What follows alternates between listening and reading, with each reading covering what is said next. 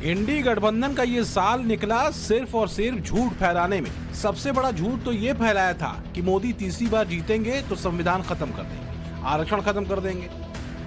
प्रधानमंत्री नरेंद्र मोदी आज जब संसद के संविधान भवन में पहुंचे तो सबसे पहले संविधान की मूल प्रति को प्रणाम भी किया। पूरे चुनाव में कांग्रेस ने यह नैरेटिव फैलाया कि मोदी सरकार संविधान बदलने जा रही है, लेकिन संसद से जो तस्वीरें आई वो कांग्रेस के इस नैरेटिव को तोड़ने के लिए काफी है। पीएम मोदी ने संविधान को प्रणाम किया और संविधान की मूल प्रति को माथे से लगाया, उसे उसके आगे नतमस्तक हुए। पीएम मोदी की इस तस्वीर ने कांग्रेस का नैरेटिव खत्म किया। उसके बाद अब कांग्रेस के नेता कह रहे हैं कि राहुल गांधी के आरोप सही थे, इसलिए पीएम मोदी ने संविधान को प्रणाम करके अपनी गलती सुधार ली। 100 सीट पहुंच नहीं पा रहे। कई राज्यों में सुपड़ा साफ है। कुछ राज्यों में सीटें किसी के कंधे पर बैठकर आई हैं। जहां अपनी सरकार है वहां भी सीट नहीं जीत पाई है कांग्रेस, और बावजूद इसके माहौल वही है, महाराज की जय हो। राहुल जी ने अद्भुत कर दिया, राहुल जी ने यह कर दिया, राहुल जी की वजह से मोदी जी ने संविधान को प्रणाम कर लिया। इनका बस चले तो यह भी कह दे कि राहुल जी ने कह दिया था इसलिए मोदी जी सांस ले रहे हैं। भाई कांग्रेस कह रही है कि पीएम मोदी ने राहुल गांधी के आरोपों की वजह से संविधान को प्रणाम किया, लेकिन कांग्रेस 2014 और 2019 की तस्वीरें भूल गई क्या? 2019 की तस्वीर देखिए, जब नरेंद्र मोदी दूसरी बार प्रधानमंत्री बनने जा रहे थे तो एनडीए की बैठक इसी संविधान भवन में हुई थी और उस समय भी पीएम मोदी संविधान के आगे नतमस्तक हुए थे। ये 2019 की तस्वीर दिखा रहा हूं। तब तो राहुल गांधी ने नहीं बोला था कि मोदी जो है वो संविधान खत्म करने वाले हैं। उस समय तो कांग्रेस ये नैरेटिव चला भी नहीं रही थी कि पीएम संविधान बदल देंगे। इसी तरह से साल 2014 की यह तस्वीर देखिए, पीएम मोदी पहली बार संसद भवन पहुंचे थे तो लोकतंत्र के मंदिर संसद भवन को साष्टांग प्रणाम किया था। ये तस्वीरें साफ कह रही हैं कि लोकतंत्र और संविधान में पीएम मोदी की अटूट आस्था है और वो आज भी बरकरार है। लोकसभा चुनाव में इंडी गठबंधन ने जो झूठ फैलाया था उससे उसे कुछ सीटों का फायदा मिला, तो इसकी टेस्टिंग विधानसभा चुनाव में कर दी। लेकिन एक झूठ बार बार नहीं चलता। अब आप देखिए हरियाणा चुनाव में मोदी मैजिक के सामने क्या क्या नहीं चला, आपको यह समझना चाहिए। भाई राहुल गांधी की जाति की राजनीति नहीं चली ना, दिन रात जाति जाति जाति करते रहे। पब्लिक ने कहा कि यहां से क्यों नहीं जाते। जातिगत जनगणना का वादा करना भी काम नहीं आया कांग्रेस के। किसानों को भड़काने का मुद्दा नहीं चला। मोदी मैजिक के सामने कांग्रेस का एमएसपी की गारंटी का वादा कि कानून बना देंगे वो भी बेअसर रहा। जवानों को भड़काने का मुद्दा नहीं चला, जबकि राहुल गांधी अग्निवीर के मुद्दे को खूब जोर शोर से उठा रहे थे। आपको याद होगा संसद में जो उन्होंने कहा, हमने उसका फैक्ट चेक करके बताया था। नहीं मानी पब्लिक भाई, अग्निवीर अग्निवीर करते रहे। अडानी अंबानी का मुद्दा उठाए, फेल हो गया। पहलवानों का मुद्दा उठाए भड़काने के लिए, उकसाने की कोशिश की, वो भी नहीं चला। लोकसभा की तरह संविधान और आरक्षण के मुद्दे पर भड़काने की कोशिश की, राहुल गांधी वहां भी फेल हो गए। इन सारी चुनौतियों को पार करते हुए नरेंद्र मोदी ने हरियाणा में जीत की बड़ी लकीर खींची। हरियाणा जीतकर मोदी ने न सिर्फ कमबैक किया बल्कि इंडी गठबंधन के झूठ की भी कमर तोड़ दी। लेकिन इंडी गठबंधन हरियाणा हारा तो ईवीएम वाला झूठ फैलाने लगा। कांग्रेस के इन आरोपों पर सबसे ज्यादा चर्चा ईवीएम की बैटरी परसेंटेज को लेकर थी, क्योंकि पहली बार ईवीएम की बैटरी पर सवाल उठ रहे थे। मार्केट में नया माल आया था कि बैटरी परसेंटेज जिस ईवीएम में ज्यादा थी वहां बीजेपी जीती, जहां कम थी वहां कांग्रेस जीत गई। चुनाव आयोग ने ईवीएम की बैटरी को लेकर लगे आरोपों को खारिज कर दिया। आयोग ने कहा कि बैटरी की क्षमता का ईवीएम के वोट काउंट से कोई कनेक्शन नहीं है। आयोग ने कहा कि कंट्रोल यूनिट में जो बैटरी का स्टेटस दिखाता है वो फीचर सिर्फ टेक्निकल टीम के लिए होता है, ताकि वो पावर लेवल को मॉनिटर कर सके और यह सुनिश्चित कर सके कि ईवीएम मशीन सही काम कर रही है। आयोग ने कहा कि ऐसा कोई भी आरोप लगाना कि बैटरी लेवल से वोटों की गिनती प्रभावित होगी, यह एक तरह का मजाक है। चुनाव आयोग ने कहा कि बैटरी कंपार्टमेंट एक अलग सिक्योर कंपार्टमेंट होता है और इसे कैंडिडेट या उनके प्रतिनिधियों के आगे ही सील किया जाता है। आयोग के मुताबिक जब बैटरी बदली जाती है तो मशीन वहीं से काम करना शुरू करती है जहां से वो बैटरी खत्म होने पर रुकी थी। चुनाव आयोग ने बताया कि बैटरी के खराब होने या उसे बदले जाने का भी रिकॉर्ड रखा जाता है और अगर जरूरत होती है तो चुनाव अधिकारी इस पर रिपोर्ट तक सबमिट करता है। चुनाव आयोग ने बताया कि कांग्रेस के नेताओं ने कहीं भी यह बात नहीं बताई कि किस वक्त ईवीएम की बैटरी 99% शो कर रही थी और कैसे इस बैटरी के लेवल से नतीजों पर असर पड़ेगा। मनीष तिवारी ने ईवीएम की बैटरी को लेकर भी सवाल उठाए और ईवीएम की बैटरी को मोबाइल की बैटरी से कंपेयर किया। इस पर भी चुनाव आयोग ने जवाब दिया है। आयोग ने बताया कि ईवीएम में लगी बैटरी मोबाइल में लगी बैटरी से अलग होती है। जैसे कैलकुलेटर की बैटरी जिसे सालों साल चेंज करने की जरूरत नहीं पड़ती, जबकि दूसरी तरफ मोबाइल में लिथियम आयन बैटरी का इस्तेमाल होता है, ईवीएम में सिंगल यूज अल्कलाइन बैटरीज का इस्तेमाल होता है, मोबाइल में रिचार्जेबल बैटरीज का इस्तेमाल होता है जिसे बार बार चार्जिंग की जरूरत पड़ती है, लेकिन ईवीएम में ऐसी बैटरी इस्तेमाल नहीं होती। तो यह कह देना कि अरे मेरी बैटरी जो है मोबाइल की कम होती है, इसकी कैसे नहीं कम हुई। चुनाव आयोग कह रहा है पहले सिस्टम तो समझ लो बॉस कि कहां क्या लग रहा है, बैटरी कौन सी लग रही है, क्या हिसाब चलता है। ईवीएम पर इंडी गठबंधन ने तो झूठ फैलाने के सारे रिकॉर्ड तोड़ दिए। महाराष्ट्र में यही किया गया और वो अब तक चल रहा है कि वोटर लिस्ट में गड़बड़ हो गई। आज चुनाव आयोग ने चुनाव से जुड़ा वो डेटा जारी कर दिया जिससे बार बार उठ रहे सवालों के जवाब देने की जरूरत ही नहीं पड़ेगी, क्योंकि हर सवाल का जवाब चुनाव आयोग के इस डेटा में मिल जाएगा।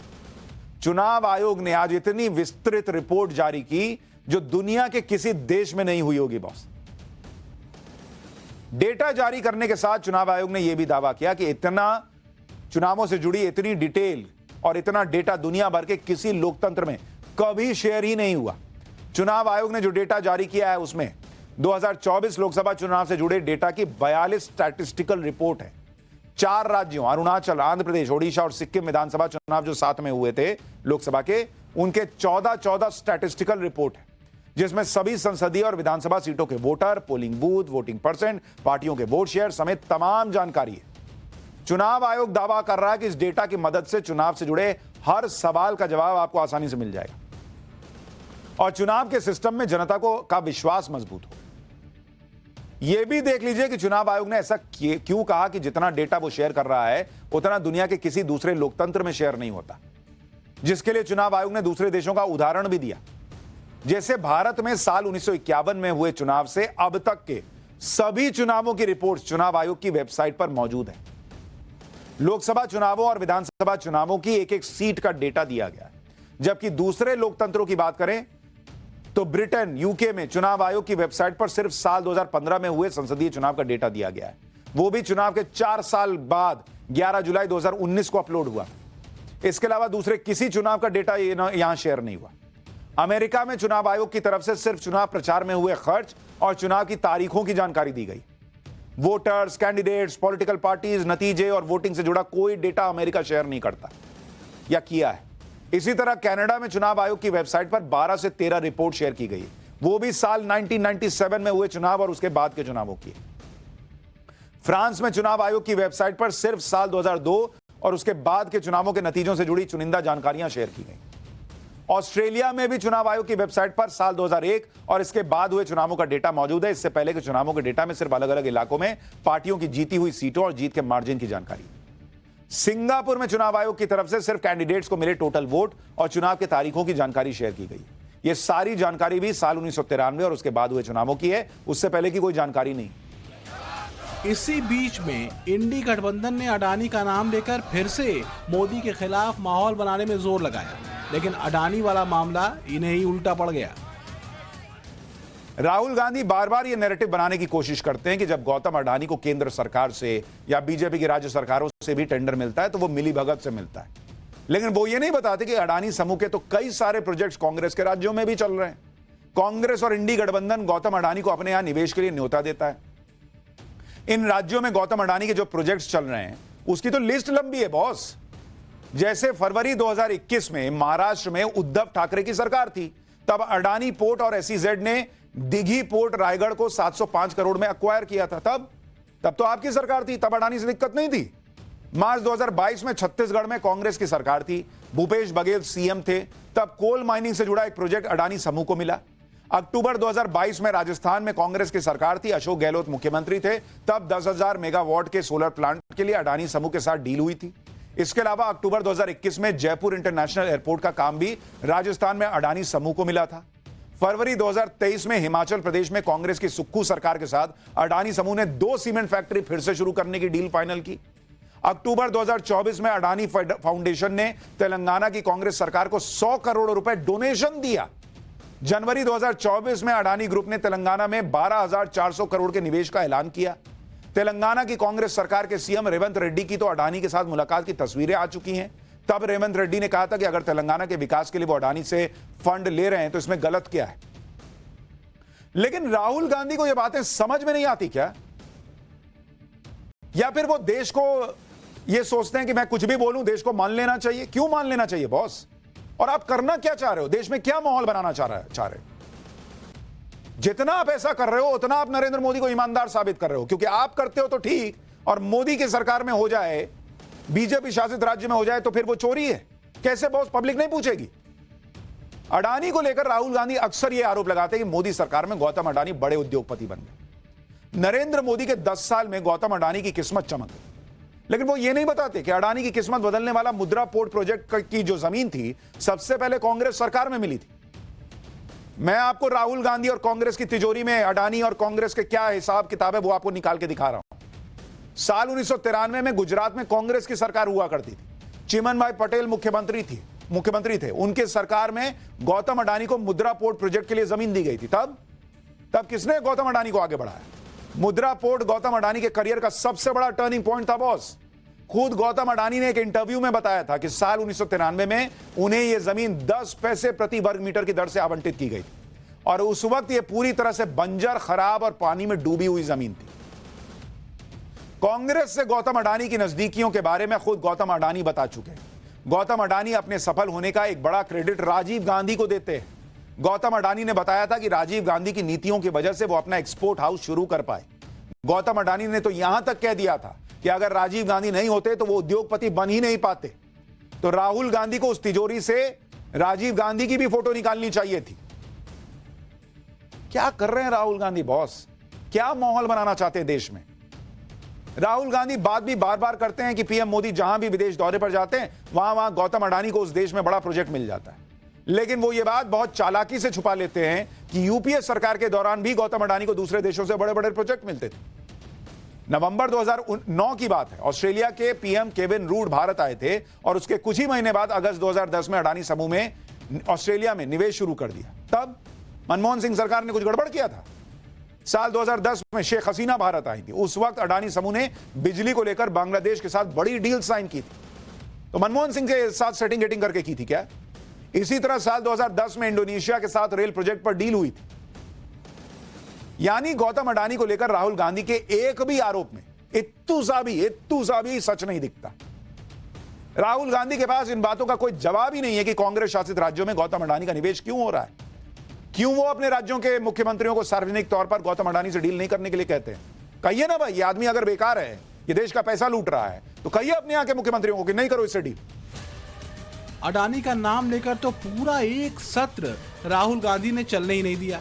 जब अडानी के मुद्दे पर झूठ नहीं चला तो दलित वोटों के चक्कर में अंबेडकर का विवाद ले आए। 2024 के चुनाव में जो झूठ फैलाया गया कि मोदी संविधान खत्म कर देंगे, आरक्षण खत्म कर देंगे, इस झूठ ने कांग्रेस और विपक्ष को बड़ा फायदा करवा दिया यहां पर, क्योंकि दलितों को लगा यार हमारा तो आरक्षण चला जाएगा। तो जो दलित भर भर के मोदी के लिए वोट कर रहा था, 40-46 सीट, वो घट के 29 हो गया। कांग्रेस एंड इकोसिस्टम को लगा कि बॉस ये तो अपने हाथ में तुरुप का इक्का लग गया। लेकिन वो झूठ तो बार बार चलेगा नहीं। वो हरियाणा में दिख गया, महाराष्ट्र में दिख गया। अगर कोई इस बात को नहीं माने और यह कहे कि बीजेपी की दलित आरक्षित सीटें किसी दूसरी वजह से या किसी नाराजगी से कम हो गई होंगी, भाई किसी को लग सकता है, हो सकता है मोदी ने अच्छा काम नहीं किया इसलिए 24 में दलित आरक्षित सीटें घट गई होंगी। तो मैं आपको इसका एक उदाहरण देता हूं। अगर आप देखेंगे 2022 में यूपी में जो चुनाव हुआ, यूपी का अगर आप चुनाव देखेंगे, उत्तर प्रदेश के चुनाव में और 2023 के चुनावों में क्या हुआ जरा आपको देखना चाहिए। जो यूपी में 2022 में चुनाव हुआ उसमें दलित वोट बीजेपी को कितना पड़ा आपको पता है? बीजेपी को दलित वोट जो है वो पड़ा 41% बॉस। तो यूपी में 2022 तक दलित जो है वो 41% वोट कर रहा था और 2024 में बोला कि ना अब हम नरेंद्र मोदी को वोट नहीं करेंगे। सीधा मतलब है कि वो फेक नैरेटिव में फंस गया था। इसी तरह से अगर आप 2023 का चुनाव देखेंगे, 2023 में कहां चुनाव हुआ? एक हुआ राजस्थान प्लस मध्य प्रदेश प्लस छत्तीसगढ़ और तेलंगाना प्लस तेलंगाना, इन 4 राज्यों के चुनाव आप देखेंगे 2023 में हुए थे। इसमें जो एससी रिजर्व सीट है वो कितनी है? 98। इसमें बीजेपी ने कितनी जीती? इन 98 में बीजेपी ने 57 सीट जीती जो दलित के लिए आरक्षित थी। कांग्रेस ने कितनी जीती? कांग्रेस ने 40 सीटें जीती। जबकि यहीं पर अगर आप 2018 के चुनाव को देखेंगे, 2018 में इन्हीं सीटों पर क्या हुआ था? बीजेपी कितने पर थी? बीजेपी 32 पर थी और कांग्रेस 45 पर थी। यानी 2018 से 2023 के मुकाबले अगर आप देखेंगे तो बीजेपी 2023 में इन राज्यों में जो एससी आरक्षित सीटें थी वहां 32 से बढ़ के 57 चली गई। यानी बीजेपी को 2022-23 तक दलितों के वोट भर भर के मिल रहे थे। पहली बार बड़ी संख्या में दलित जुड़ रहे थे। फिर 2024 आया और विपक्ष ने जो संविधान आरक्षण के नाम पर झूठ फैलाया, उससे बीजेपी को नुकसान हुआ। यही इनको लगा कि बॉस ये तो कुछ मिला काम का नरेंद्र मोदी को रोकने के लिए। दलित काट दो इनसे, दलित को दूर कर दो इनसे। इंडी गठबंधन अपने ही झूठ में इस साल फंसा रहा, लोगों को भड़काता रहा, किसानों के मुद्दे पर भी भर भर के झूठ बोले। आप देखिए, उन्होंने सरकार में आते ही पहला काम जो किया वो काम किसानों के लिए। प्रधानमंत्री बनते ही नरेंद्र मोदी ने सबसे पहले किसान सम्मान निधि की फाइल क्लियर की थी। किसान सम्मान निधि की 17वीं किस्त में किसानों के खाते में 20,000 करोड़ गए थे। फिर खरीफ की 14 फसलों पर एमएसपी बढ़ाने का फैसला हुआ। नरेंद्र मोदी ने 10 सालों में एमएसपी पर 18 लाख करोड़ रुपए से ज्यादा खर्च किए, जबकि यूपीए के 10 सालों में एमएसपी पर सिर्फ 5.5 लाख करोड़ रुपए खर्च हुए थे। इंडी गठबंधन को मोदी के खिलाफ कोई मुद्दा मिलता नहीं है। जो भी मनगढ़ंत मुद्दा विपक्ष लेकर आता है वो कुछ दिनों में ही खुद ही एक्सपायर हो जाता है।